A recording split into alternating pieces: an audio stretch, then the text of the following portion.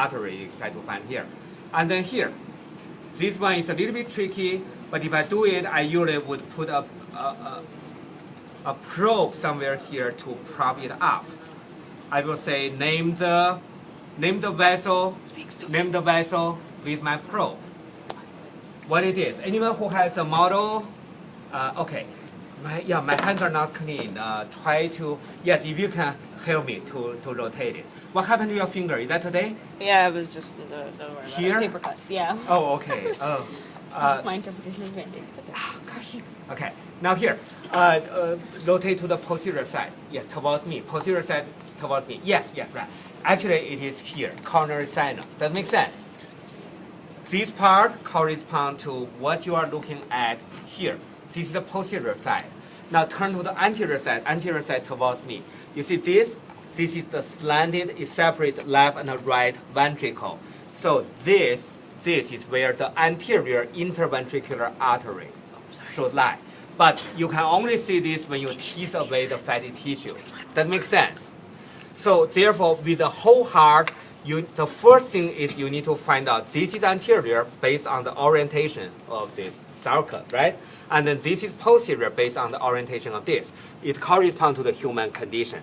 Another thing is that if you want to feel it, which side is harder is got to be the left. This side actually is harder. This is left, this is right. And then this is interventricular. That makes sense? So once you establish this, I can also have a pointer here. What is this? Name this vessel. And then it's actually anterior, it is actually this. So what is this? Pulmonary? Yeah, pulmonary trunk. If you say artery, it's fine because it's the base of the artery. Now, the sheep heart is difficult because it's not color-coded. You have to go by the position. This is more anterior than this one. This one, so is what? This one. This one. It's actually the same one. Yeah, aortic. It's almost like my probe is like here. Coming in here, coming out here. Does it make sense? So that's the aortic arch. If you just say aortic, it's fine. That makes sense. But it's not a pulmonary trunk. This is where students tend to lose point. This usually you would know unless you get confused. Now, this part is the auricle. I do not test students. So don't say auricle. Okay.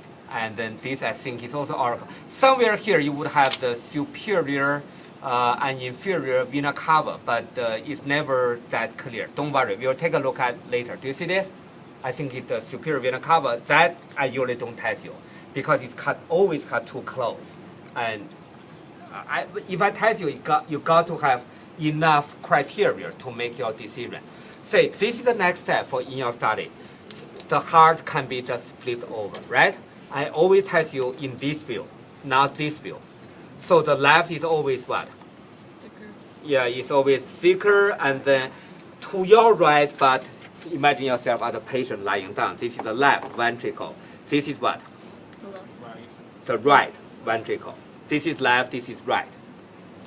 This is this, left and right. Oh, right. This is ventricle interventricular artery. Does it make sense? Mm-hmm. So this, again, somewhere here, I think, I'm not quite sure I'm doing it in a rush. Yeah, this is the pulmonary trunk, I think, right? Mm-hmm. Okay, and this is the artery, aortic. Artery, okay. Now here, so what is this valve here? I will show, this is mitral or bicuspid or left AV. Well, where is the right one? The right ventricle is here, right atrium is really up. So whatever you can see, even though you cannot see clearly, do you see this? Mm-hmm. Yes? Yes. It's almost like the equivalent of that part. That if I cut it a little bit more to the back, you can see that. Right? It depends on how you cut it. On the day of the practical, I will cut like, I will have freshly cut hard. But for the evening section, maybe by the time when you look at that, it may be no longer that fresh. So this is what valve? This is bicuspid, this is tricuspid. All right. Now here, from the left ventricle, this is left ventricle, where do you go? Theoretically, you get pushed to what? To the aorta, like here. Do you see that? So what valve you just pass through from the left ventricle to the base of the aorta? is actually the aortic semilunar valve. Here, remember I used my pocket to demonstrate, right? This is one of the three pockets. Do you see this here? Yes? This is semilunar valve, totally different from the bicuspid valve. What interesting question, actual point question you can ask? How come that the heart develop a valve like this? Right? Later you will know. And so, semilunar valve. What semilunar valve here? Again, this is the aortic semilunar valve. Now, the pulmonary semilunar valve is more anterior, and you cannot see it. It should be here and then going to the pulmonary trunk. So theoretically, from here to the right atrium, I don't think I can really do that. From here to here, right? Theoretically, I'm piercing an area. Theoretically, I don't know whether this is the case. Yeah, I think, I'm not quite sure. No, it may look like that, but I'm not quite sure. I mean, I just want to show the pulmonary semilunar valve. Two sets, again, aortic semilunar valve. On the day of the exam, it got to be more clear-cut, more clear than this, okay? This is not the best specimen. So these are the basic. Again, we talk about anterior structure, pulmonary trunk, aorta, posterior coronary sinus, right? And now, if the right atrium is here. If I really kind of like wiggle my probe, it actually I can reach this area, the coronary sinus. I hope I can do this. Do you see this here? My probe is here. Do you see that? Where? Yeah, my probe is here. Oh, Okay. that's a coronary sinus? Yeah, right. So coronary sinus is very thin. It's an expanded part of a vein. So what that means is that this coronary sinus is connected to the right atrium. Blood flows back from the heart to the right atrium. But on the sheep heart, I do not ask complicated questions. Basically, just name this structure, name this structure. If I ask you like where a drop of blood would go next, it had to be the human model, where you have more criteria. Does that make sense? Yes? And then, can I use this to test you? Yes, because it's the right orientation. So what it is again, quick.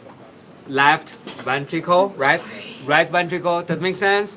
And then you see the part of the bicuspid valve here, even though it's a little bit, you see this? Bicuspid valve are much bigger than the semilunar valve. And then this again is semilunar, part of the semilunar, right? When I test you, I will have a pin piercing through this, also prop it up a little so that you see the flap being popped up, right? Okay, all right. What other things I can test you? Oh yes, here you can see more of the tricuspid. Do you see this? More of the tricuspid. And if this of course is, I don't know which part is correlated. Maybe this one. So it's actually, again, difficult, but if you look at this is the remainder of the semilunar valve, I think. Oh, yeah, it's actually semilunar. Sorry, the aortic, because this is left now, right? This is left. Do you see this? This is anterior. Okay, right? So again, if you don't know, just close your eye and feel it. You can do that, right? Which part is harder is the left ventricle. If this is left, this must be anterior. That makes sense? I think that's all. I have nothing really to say. Later we'll talk about other structure like this.